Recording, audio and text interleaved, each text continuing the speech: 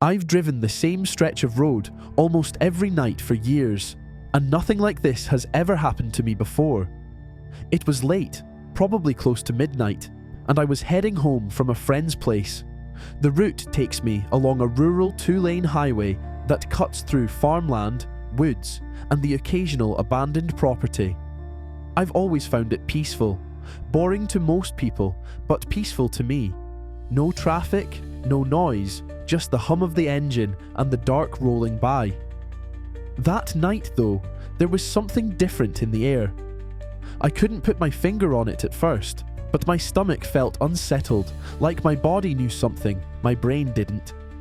The temperature had dropped fast, and a thin layer of mist clung to the ground, hugging the ditches and creeping up toward the road. About 15 minutes into the drive, I saw something strange ahead. On the right shoulder, maybe 30 feet from the asphalt, there was an old payphone booth. One of those glass-panelled ones you barely see anymore. It was lit from the inside with a flickering fluorescent bulb, and through the glass I could see the phone hanging from its cord, swinging gently back and forth like someone had just walked away. That would have been odd enough, but there's no reason for a payphone to be there. There's no building, no rest stop, no intersection. Just farmland and trees. I slowed down as I passed it, half expecting to see someone inside, but it was empty.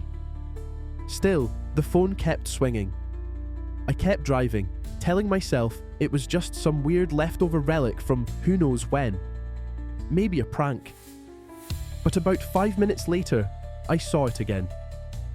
The exact same phone booth, same flickering light, same swinging receiver, only now it was on the left side of the road. My first thought was that I must have zoned out and somehow looped back without realizing it. But that didn't make sense. The road is straight, and I hadn't turned once. My second thought was that I was going crazy. I pushed the gas a little harder, telling myself I just needed to get home.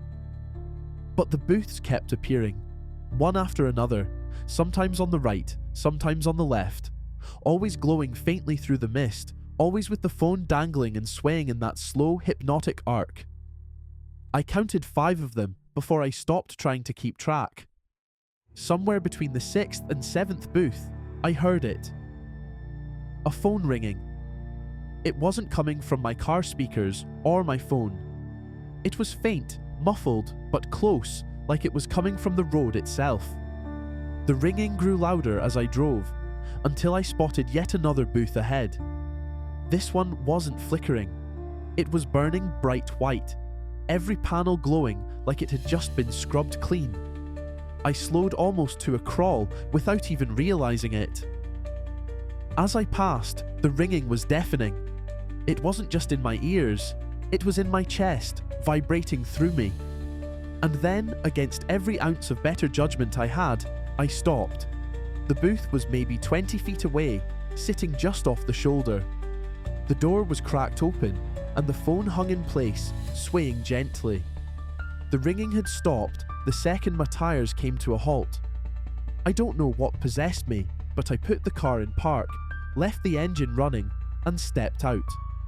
The mist curled around my ankles as I walked toward it. My heart was hammering, but I couldn't stop myself. I reached out and took hold of the receiver.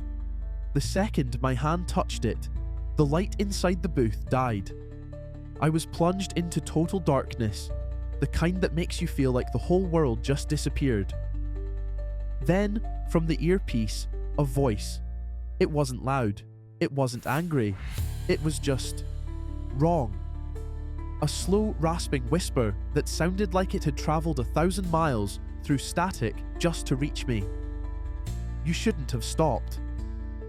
Before I could react, I heard movement, wet, heavy footsteps coming from behind the booth. My instinct screamed at me to run. I dropped the receiver, bolted back to my car, and slammed the door. The headlights cut through the fog just enough for me to see a figure step out from behind the booth. It was tall, impossibly tall, with limbs that seemed to bend the wrong way. Its head tilted as it looked towards me, though I couldn't make out a face, just the faint glint of something metallic where eyes should be. I floored it. The tires spun in the damp gravel before catching, and I tore down the highway without looking back. I must have been doing 90 by the time I realized my hands were shaking so badly I could barely keep hold of the wheel. For the rest of the drive, I didn't see another booth. No ringing. Just the endless empty highway and the weight of whatever had just happened pressing down on me. When I got home, I sat in the driveway for a long time before I could bring myself to get out of the car. The next day, I drove the same route in broad daylight just to prove to myself I'd imagined it. There was nothing. No booths, no glass shards, no signs that anything had ever been there at all. But sometimes, late at night, when the house is quiet, I swear I can hear a faint ringing somewhere far away, and I know if I ever answer it again, I won't be coming back.